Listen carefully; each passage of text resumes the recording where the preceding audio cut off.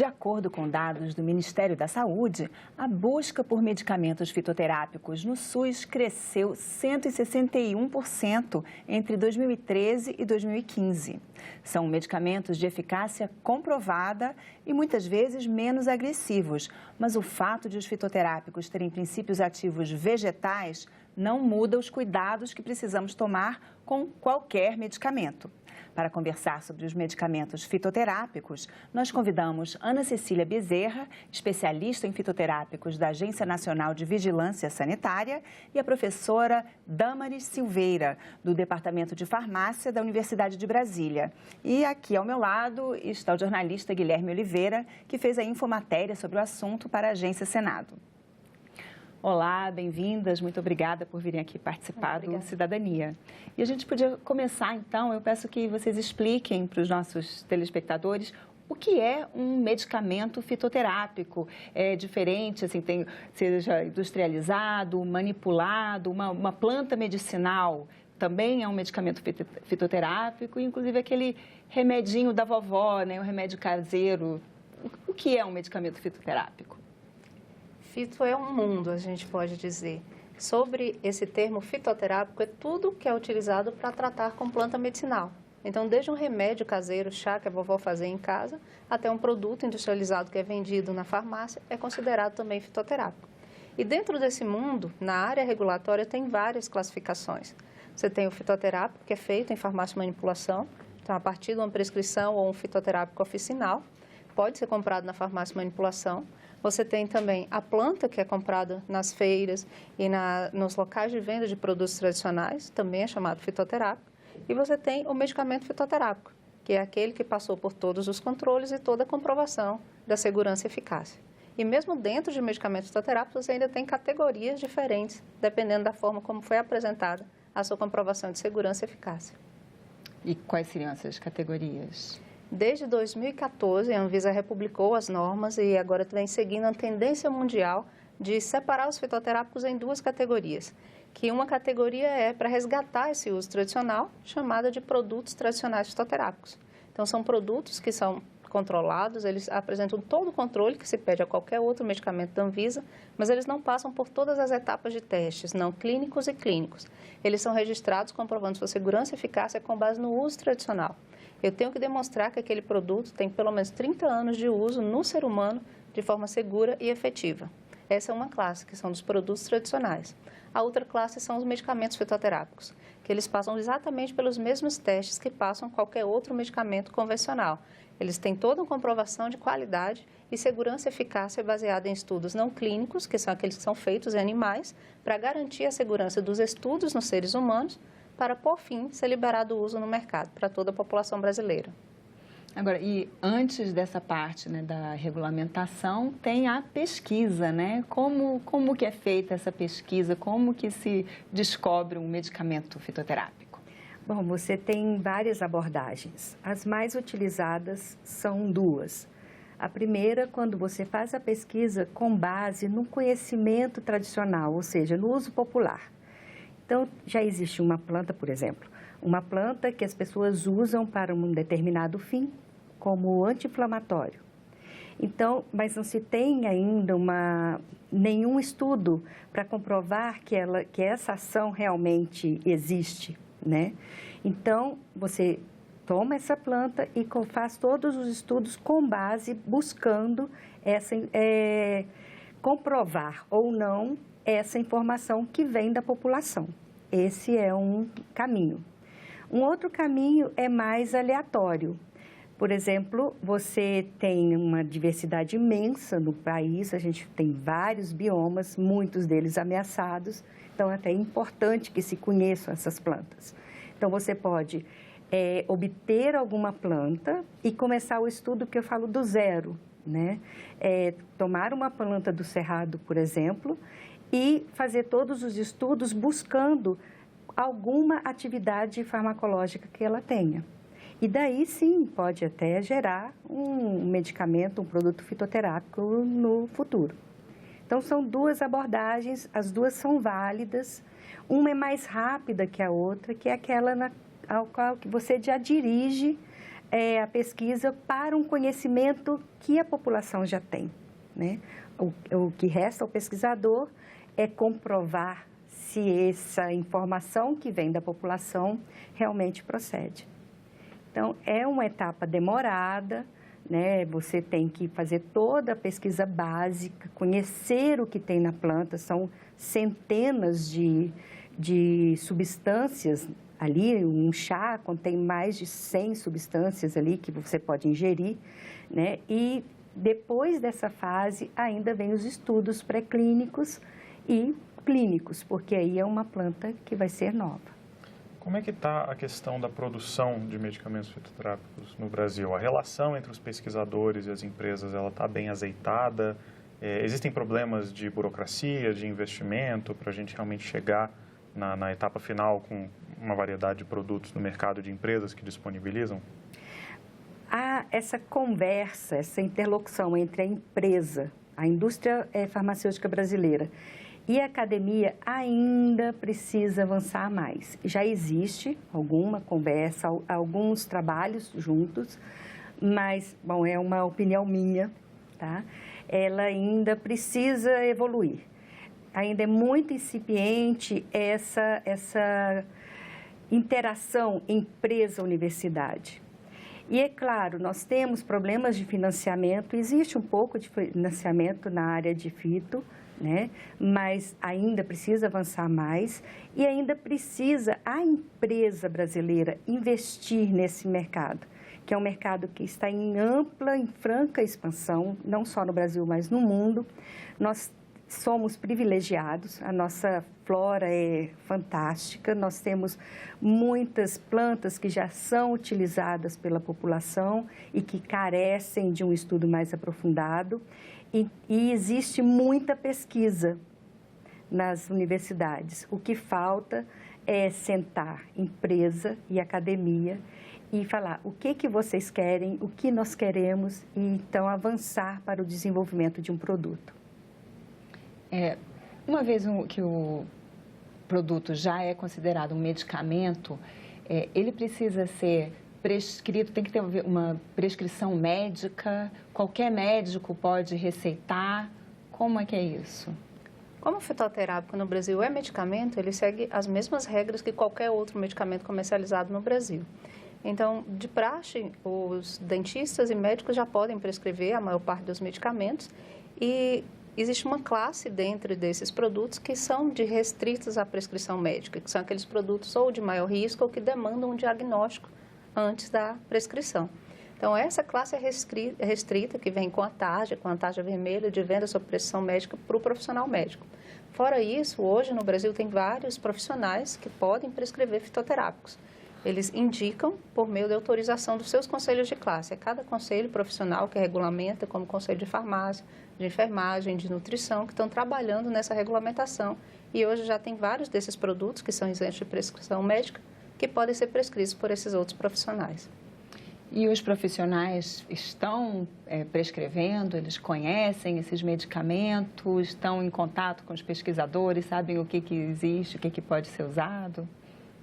Bom, eu acho que ainda existe uma lacuna na formação da maioria das profissões da área da saúde.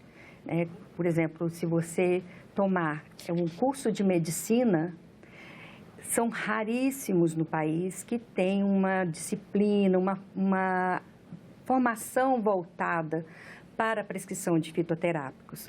E fitoterápico, apesar de ser amplamente divulgado, que não faz mal, o princípio ativo é uma mistura muito grande de substâncias que podem interagir entre si ou com outro medicamento de forma que às vezes não é de uma forma tão boa e tão racional.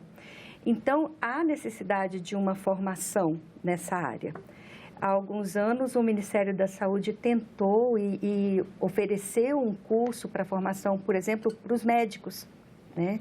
Foi um curso online e, bom, esse curso foi a termo, mas a maioria, na minha opinião, a maioria dos profissionais da área de saúde ainda precisam de uma formação mais adequada nessa área para ter realmente uma segurança para a prescrição. Não porque o medicamento fitoterápico não seja seguro, mas para ele se sentir à vontade de prescrever aquele fitoterápico. Há alguns anos, nosso grupo fez uma pesquisa financiada pela Fundação de Apoio à Pesquisa do DF e o Ministério da Saúde, via edital PPSUS. E nós conversamos com médicos e todos os prescritores de centros de saúde de Ceilândia e também com os pacientes que usavam aqueles centros. E a gente sentiu justamente essa dificuldade nas conversas com os prescritores, eu não tenho muita segurança que esse produto seja seguro para o meu paciente.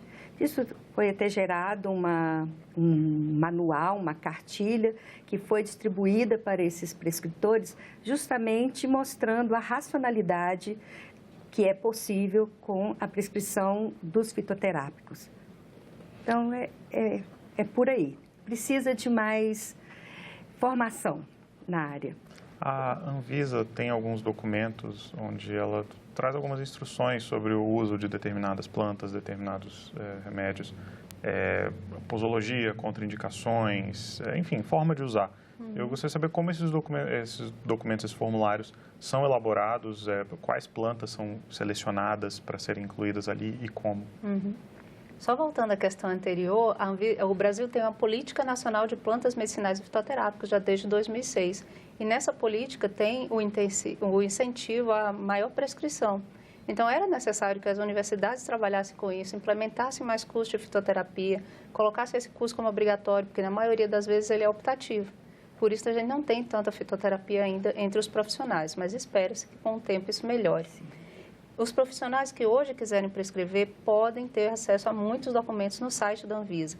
Todo hoje está padronizado, tem uma área específica no site que é só sobre fitoterápicos. Lá vai ter vários documentos orientativos da área de registro, da área de manipulação e dessa área que é mais orientativa. A Farmacopeia Brasileira é hoje um órgão dentro da Anvisa que publica vários documentos. Nós temos a Farmacopeia Brasileira em si, que publica os guias de controle de qualidade. Então, por exemplo, se eu vou produzir um xarope de guaco, na Farmacopeia Brasileira vai ter quais são os controles que eu tenho que ter com o guaco. E tem mais outros 2 documentos que foram elaborados tentando melhorar a fitoterapia no Brasil. Um deles é o formulário de fitoterápicos. O formulário orienta exatamente como formular. Ele serve para oficializar as formulações no Brasil. Então, todas as plantas que estão no formulário podem ser feitas em estoque mínimo nas farmácias de manipulação do país inteiro. E com a política de fito, a Anvisa até trabalhou na regulamentação de uma farmácia que é específica de fitoterápicos, que chama Farmácia Viva. Então, tudo que está no formulário é oficinal e essas farmácias podem manipular sem a necessidade de um profissional prescritor que faça a prescrição para o usuário. Então, a Anvisa trabalhou nessa questão da formulação e também na orientação do profissional, que foi por meio do memento fitoterápico. O memento é um guia de prescrição e ele não vai se aplicar só ao médico, ele vai se aplicar a todos os profissionais que hoje estejam habilitados pelo seu conselho de classe a prescrever fitoterápicos. Você tinha citado a biodiversidade brasileira, né? essa grande variedade, mas o próprio chefe da Farmácia Viva, daqui do Distrito Federal, ele falou que eles usam no SUS apenas 3 medicamentos brasileiros. Por que isso acontece? Porque ainda falta pesquisa para comprovar a eficácia e segurança das plantas brasileiras. Já existe algum avanço nessa área, já se tem algumas pesquisas para fazer esses estudos pré-clínicos, pelo menos, mas para as plantas brasileiras ainda falta muito. Aquela falta de interlocução que eu falei no início, talvez seja um dos pontos que dificulta isso, né? Porque são pesquisas muito caras ainda, muito onerosas. O financiamento para a pesquisa na área no Brasil ainda não é muito grande. Então, precisaria uma uma união entre as indústrias brasileiras interessadas em desenvolver medicamentos genuinamente brasileiros e a universidade que detém a expertise para fazer essa pesquisa de base para justificar até se esse medicamento é seguro para a população. Isso falta, né? E nós estamos perdendo uma oportunidade muito grande, porque à medida que se vai degradando o ecossistema brasileiro, se perdendo essas espécies, nós perdemos oportunidades de termos realmente medicamentos nossos, né? Então, a maioria dos fitoterápicos que tem hoje no mercado são de plantas que não são genuinamente brasileiras, não são nativas, são muito poucas realmente são brasileiras, justamente porque falta isso. E o que torna essas pesquisas tão onerosas? É porque elas são muito demoradas, tem que ter um prazo maior? Sim, começar com plantas brasileiras, vai começar do zero. É entender sobre a química, né? Entender o que ela tem, entender o que ela faz, ou seja, qual é a atividade biológica, qual a toxicidade desse fitoterápico, desse extrato que vai ser utilizado.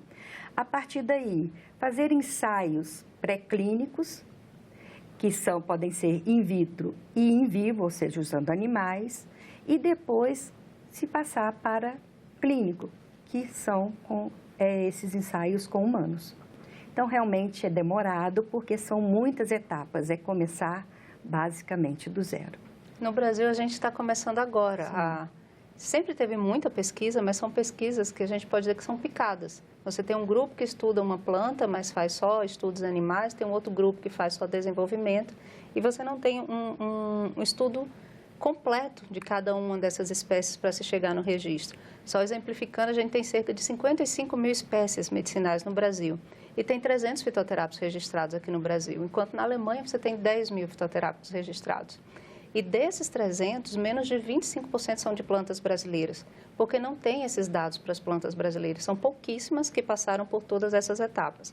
A Anvisa hoje tem vários mecanismos de simplificação de comprovação de segurança e eficácia. Esses mecanismos estão aplicados para plantas estrangeiras, porque elas já foram estudadas.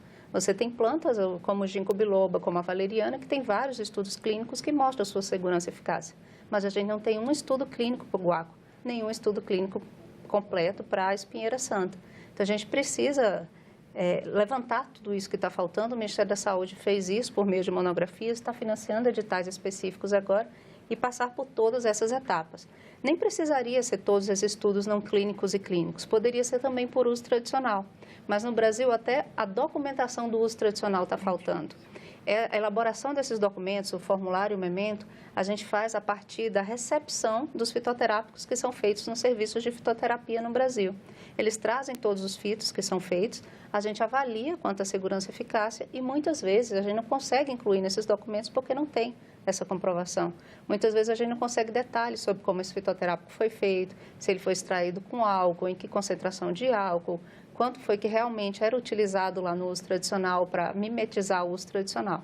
Então, o Brasil está começando a acordar para isso tudo agora. A gente espera que a roda comece a girar mais rápido, já que todo mundo já percebe que tem essa falha. A gente falha tanto no uso tradicional quanto na organização dos estudos não clínicos e clínicos. Mas é bom que nós estamos num momento que eu acho que a maioria dos pesquisadores, a indústria está bem conscientizada, a agência está conscientizada e que as coisas vão andar mais rapidamente para desenvolver esses produtos nacionais. Agora, às vezes a gente ouve falar de plantas brasileiras ou medicamentos de origem de vegetais brasileiros que são utilizados no exterior, né? Como que isso acontece? Isso é pirataria? Não, tem que saber como eles são usados no exterior. Pode ser que eles não sejam utilizados como medicamento. Porque se eles estivessem sendo usados como medicamento e a informação estivesse pública, a gente podia pegar essa informação para registrar aqui também. Mas muitas vezes quando se diz, o açaí está sendo usado fora, não é como medicamento, é como alimento, ou é só o termo açaí, ou é como suplemento. Porque eles não têm todos os estudos que precisam para regulamentar como medicamento. Os Estados Unidos, por exemplo, toda essa classe de produtos naturais, homeopáticos, florais, eles estão isentos de registro, eles são suplementos. Então, eles não passam pela agência americana. Por isso tem muitos mais produtos lá do que aqui. Aqui não, fitoterápico por lei, é uma lei antiga de 1976, é medicamento. E por isso eles têm que passar por essas etapas, restringindo um pouco o mercado. As empresas que produzem aqui no Brasil, elas têm dificuldade de se adaptar às normas de regulação, às normas de fiscalização? E eu queria estender um pouco essa pergunta para falar da questão da fiscalização também. A fiscalização da comercialização, da produção de medicamentos fitoterápicos, ela é sempre necessariamente centralizada ou você pode ter normas estaduais, normas municipais que diferenciam isso? Uhum. As normas de produção de medicamentos, elas são federais, elas são centralizadas. A Anvisa faz parte de um sistema nacional e, normalmente, as normas são publicadas pela Anvisa, na forma de RDCs ou resoluções específicas. Mas a gente tem participantes em todos os estados da federação, que são as visas dos estados e as visas do município. Normalmente, a fiscalização, tanto da farmácia quanto da indústria, é feita pela visa do estado ou do município. A Anvisa participa só quando chamado, quando tem uma demanda, porque isso já é determinado pela atividade de cada uma das instâncias. Uma vez identificado assim, o princípio ativo, né, de uma planta que pode ser usada para medicamento, aquela planta sempre vai ter aquela propriedade? Se eu saber que o guaco, por exemplo, é bom plantar lá em casa, ou o cultivo, a forma ali, o ambiente, o solo, a água, o tanto de sol, tudo isso interfere? Sim, pode interferir muito, né? Não necessariamente uma espécie, uma planta que é plantada, cultivada aqui na região do Distrito Federal, vai ter as mesmas propriedades daquela que é cultivada, por exemplo, numa região de Mata Atlântica, que é cerrado, e, por exemplo, no Rio de Janeiro, que tem uma umidade do ar, altitude totalmente diferente. Então, tudo isso realmente interfere. E isso também são estudos que têm que ser feitos. Até essa parte de estudar qual é a melhor forma, a melhor época de cultivo, melhor época de coleta dessa planta, esse estudo também tem que ser feito. Como eu disse, quando você vai desenvolver um medicamento fitoterápico genuinamente brasileiro, você tem que começar literalmente do zero. E até essas condições climáticas têm que ser levadas em conta, porque senão você pode ter um problema de baixa concentração do seu princípio ativo. Eu posso dar um exemplo, por exemplo, não é uma planta brasileira, mas é um clássico. A alcachofra, a folha de alcachofra que é utilizada. Você não pode, por exemplo, cultivar a alcachofra, deixar florescer para aproveitar a flor de alcachofra, que é um alimento caro, muito apreciado, e usar essas folhas para fazer o fitoterápico, porque você vai ter uma baixa concentração dos princípios ativos. Então, a alcachofra para uso medicinal ou como matéria-prima para medicamento fitoterápico, ela tem um tempo certo de ser coletada. Então, isso também vale para outras plantas, outros princípios ativos que você tem interesse. O uso caseiro, o uso doméstico, cotidiano de plantas que têm certas propriedades, ele exige algum estudo aprofundado ou eu posso pegar uma receita da minha avó, ouvir com o meu vizinho, fazer uma oficina ali com o pessoal do meu bairro, e isso já vai me dar um conhecimento suficiente para eu poder usar com uma certa segurança? A questão dos conhecimentos tradicionais que são passados boca a boca mesmo.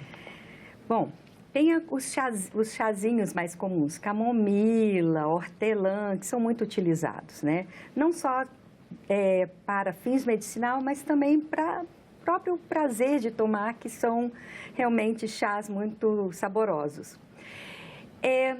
Tem alguns cuidados que se deve ter nesses casos. Primeiro, há muito problema de identificação quando se trabalha com nome popular. Vou dar um exemplo. O hipérico perforatum, que é o hipérico, é a erva de São João, que é muito famosa, né? Ele já existe medicamento fitoterápico, é muito utilizado. Ele é chamado de erva de São João também. No Brasil, existe outra planta que é chamada de erva de São João e não tem nada a ver com o hipérico perforatum. Então, essa confusão com nomes populares, até de região para região no Brasil, isso é um problema. Um outro problema é a questão de a origem dessa planta que você vai consumir. Se é no seu quintal, maravilha, você tem controle que ela está sendo cultivada de uma forma adequada. Mas aquela que você adquire de outro lugar, você tem que ter segurança que ela não foi plantada, por exemplo, num terreno contaminado ou perto de estradas, porque aí você vai ter um problema de contaminação desse material. E um outro problema também que as pessoas não levam em consideração, que é muito sério, é a questão da interação, a possível interação entre um medicamento que você utiliza, um medicamento convencional, e o chá que você consome. Tomar o chá junto com o medicamento, principalmente aqueles de uso contínuo para hipertensão, para diabetes, pode ser prejudicial no sentido que ele pode interferir na ação do medicamento que você está utilizando. Por exemplo, se você toma um medicamento para diabetes e toma uma planta que também ela tem uma atividade hipoglicêmica, você pode, entre aspas, baixar muito o açúcar, você pode ter uma hipoglicemia que você não esperava. Né? Então, é sempre importante informar o médico. Sempre importante informar o médico e muitas vezes o paciente não informa o médico. E tomar cuidado, não tomar sem, pelo menos, se informar se há possibilidades de interação. Eu agradeço a participação de vocês aqui. Infelizmente, nosso tempo acabou, mas muito obrigada. A gente que agradece. Nosso programa de hoje foi sobre medicamentos fitoterápicos. Lembro que esses medicamentos também podem levar a efeitos colaterais significativos se forem consumidos de forma inadequada ou excessiva. Portanto, é importante sempre procurar orientação médica. A cobertura completa sobre este tema você confere no site senado.leg.br/notícias na aba Infomatérias. Para fazer algum comentário, crítica ou sugestão, telefone de graça para 0800 61 22 11. Obrigada pela atenção e até o próximo Cidadania.